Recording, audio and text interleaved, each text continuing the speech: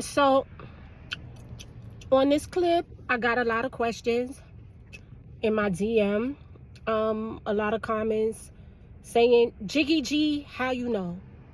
Auntie, how you know? How you know? I'm gonna tell y'all how I know. Because Yoruba was practiced in Africa. It derived from Africa. And when our ancestors were brought here through the Atlantic slave trade, and they were placed on plantations throughout North America, they had to hide their practices.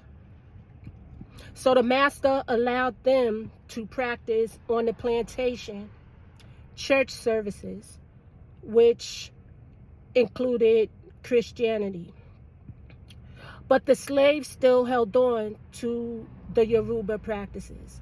So what they did, they combined Christianity with the Yoruba practice. So that's how come today you have this combination of both. Now, my mother, which is a descendant of those who practice the Yoruba, she also practiced. So I was born into it, and I grew up with it. So my mother used to tell me stories from when she was on the plantation.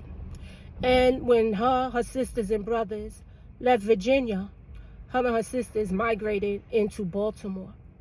And that's how come all of my cousins, my mother's nieces, all of my first cousins on my mother's side, they all live in Baltimore. My mother was the only one that moved to New York.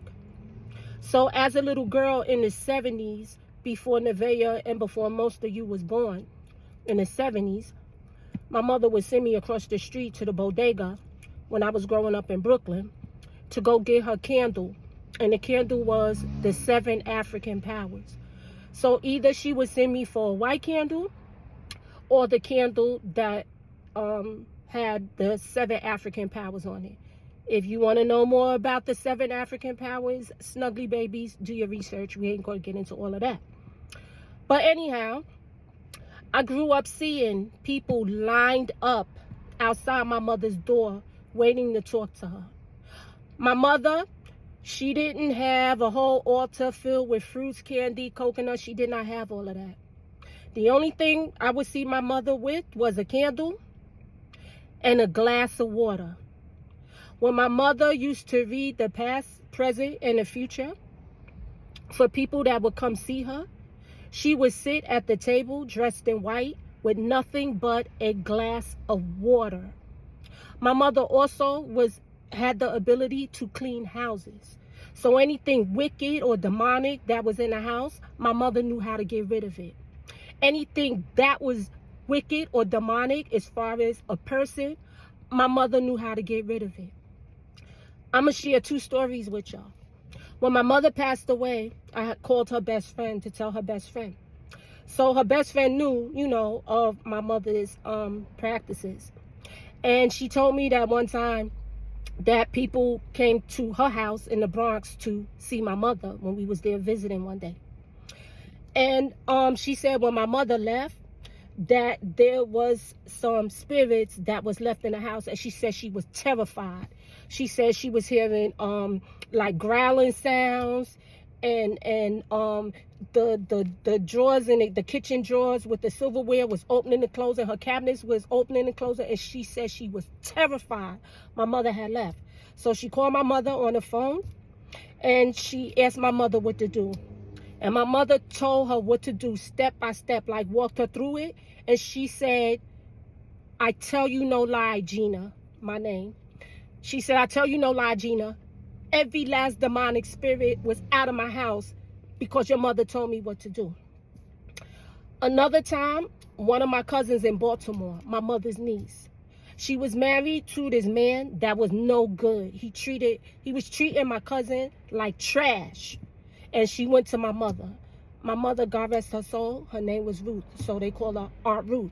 So she was like, Aunt Ruth, I need your help. And my mother was like, are you sure? She was like, yeah. My mother was like, are you sure? My cousin was like, yeah. Yo, my cousin will tell all of y'all this same story. She said that my mother got rid of him. She said to this day, and that was over 40 years ago, she don't know what happened to that man. That man walked out her door and she never saw that man again. That's how strong my mother was with it. Now, as far as myself, because I was born into it, I could do the same thing, but I chose not to. It's not a religion. It's a lifestyle. And I chose to just have the regular lifestyle. That's why I had a record deal. That's why, you know, I was signed to Uncle Luke, Atlantic Records. I went on tour. I did movies. I lived all of that. Now I'm just chilling because I'm older and I'm just on social media just kicking it with all of y'all. But there's so many stories that I can tell y'all. That's why I said this is nothing to play with. That's why I said you have to be born to do this. Everybody is not born to do this. Some people are playing with things and they don't know what they're playing with. Because when you open that door, you never know what's going to walk through that door. And if anything walks through that door, you have to have the ability to clear it out. Like my mother had that ability. Like I have that ability.